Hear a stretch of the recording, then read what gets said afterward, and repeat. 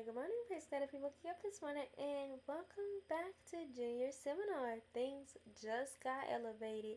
So, at this point in the semester, this is all being recorded around midterms. This is the original sketch for the Dancing Woman, which did not turn out this way.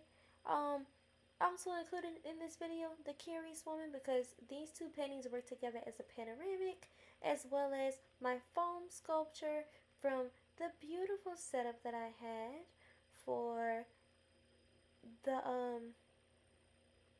display. Sorry, I had a little brain fart there. As an artist, I find it really hard finding a model for this type of work just because the references that I want are really specific. So I'm like, why not go ahead and model myself? As I said on my channel before, I want to be a curator after I graduate, creative writing, studio art double major, business administration minor. So as an effort to kind of play around with the curatorial side of things, I wanted to stage different paintings to see what I can do and how effective it can be. Just a little practice, that kind of thing. But without further ado, back to the painting. So the concept for the Dancing Woman came from, of course, personal experience, which y'all will learn more about in the next video. And also inspiration from this painting that my grandmother has in her house.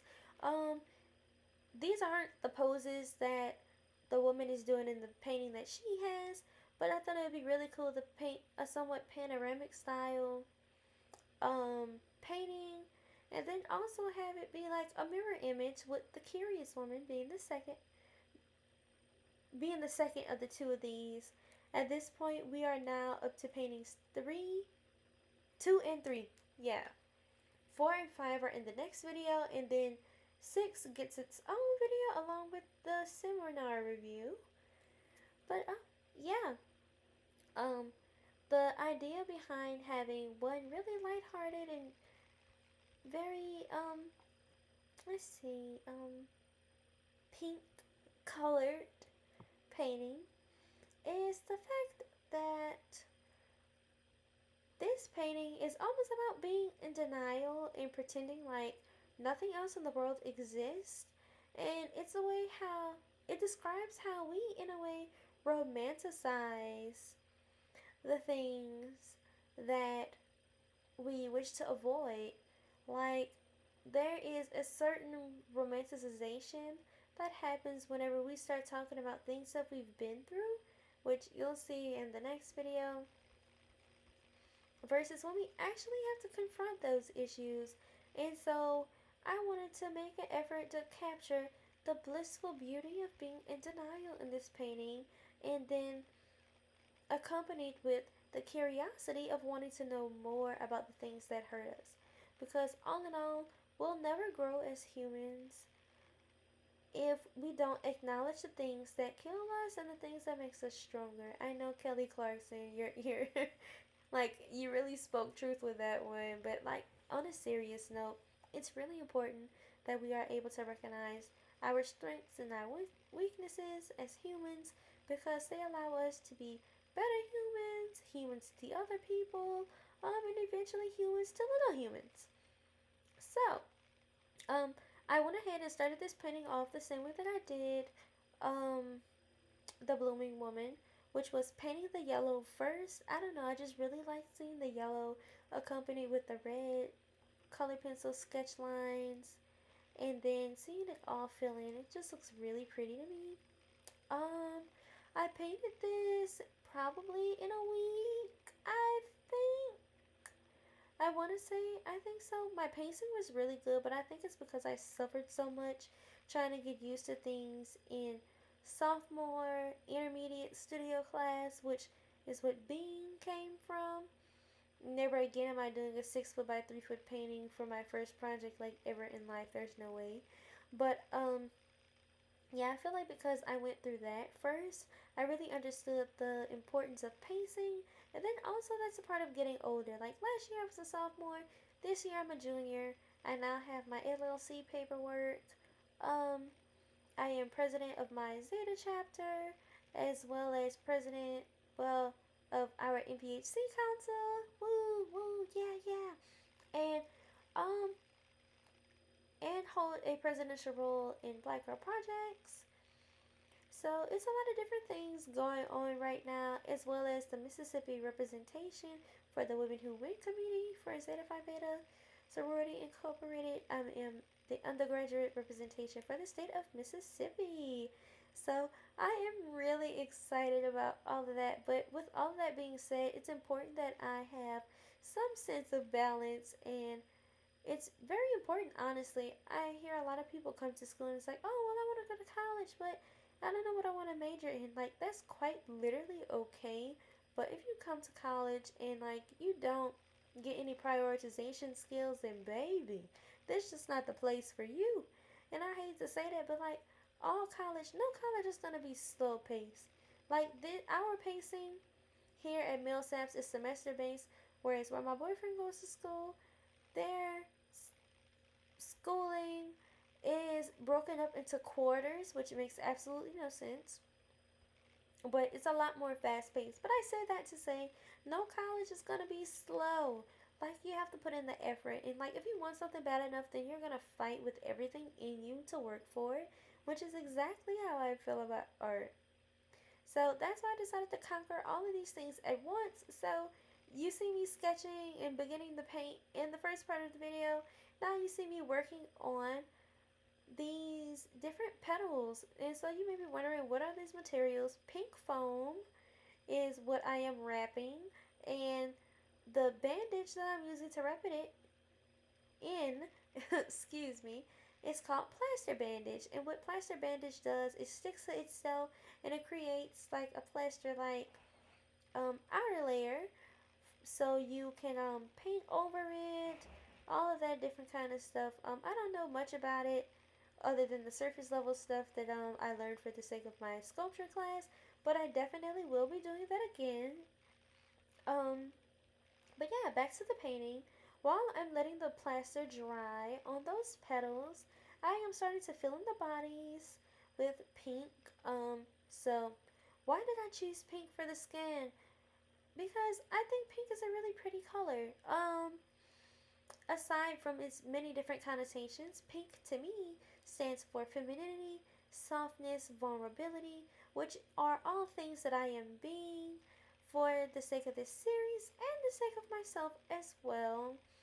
Um, there is a certain intimacy that I am providing my audience, which is all of you and anyone that comes across my work.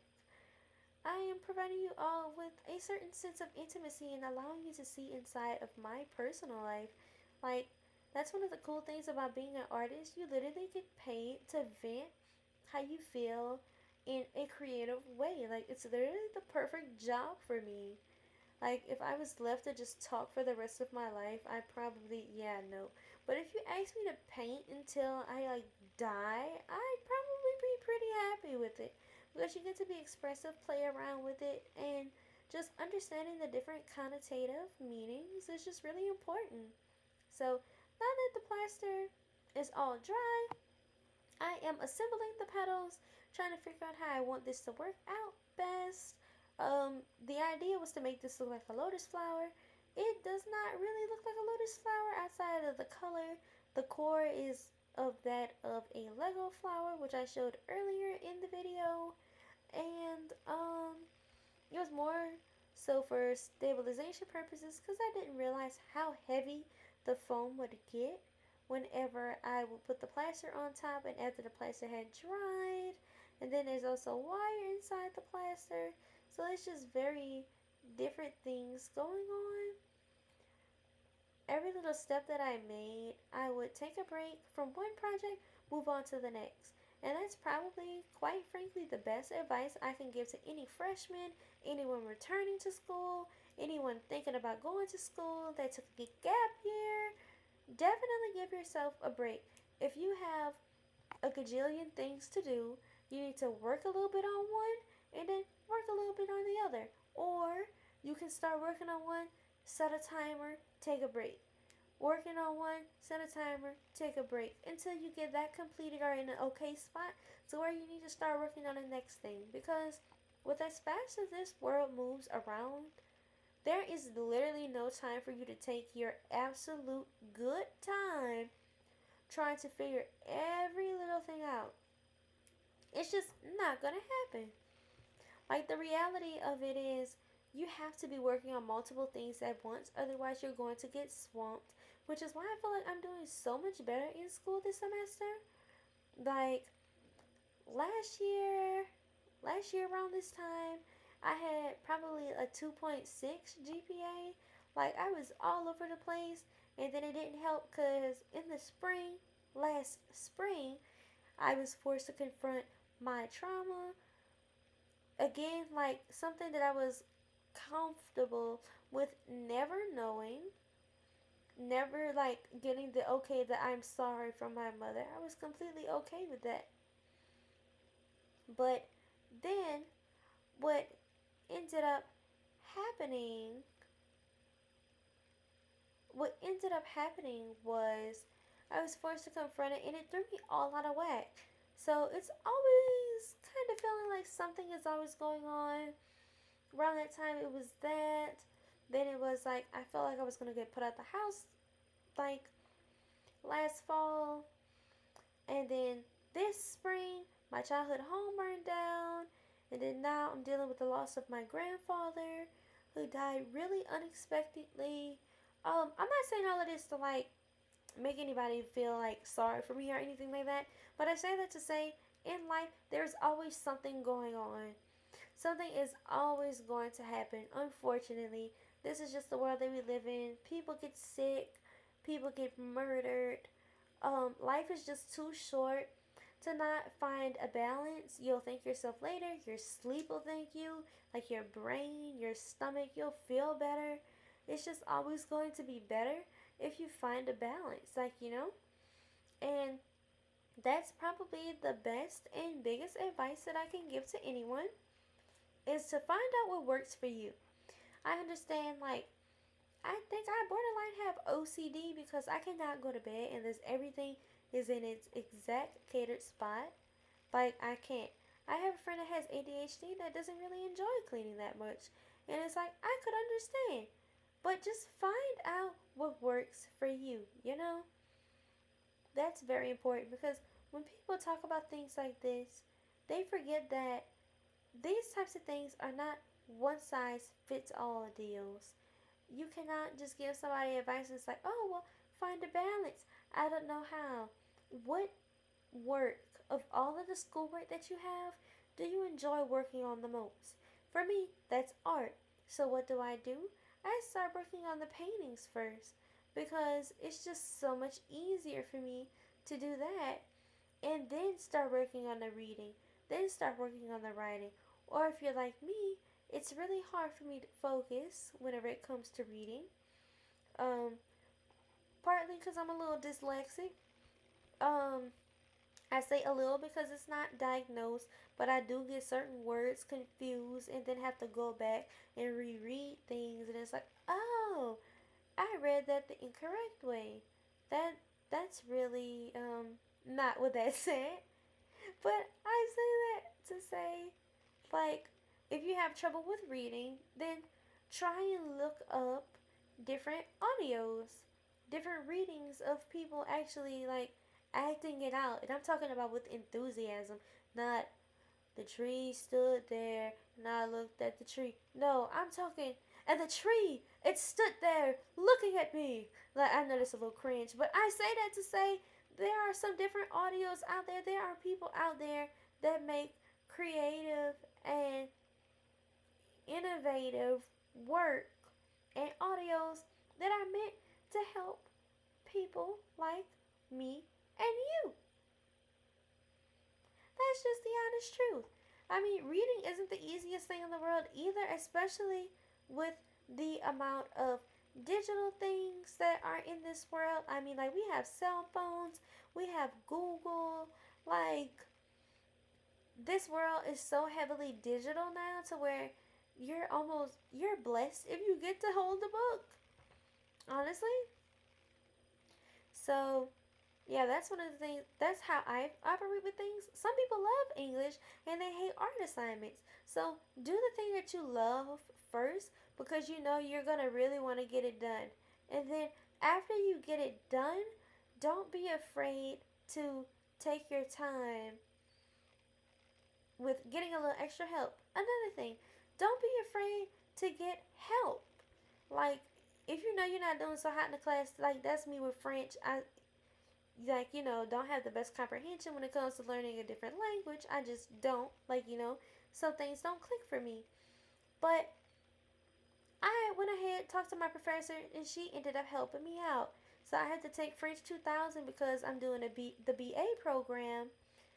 And it's like, I know that somebody will have my back because I asked for the help.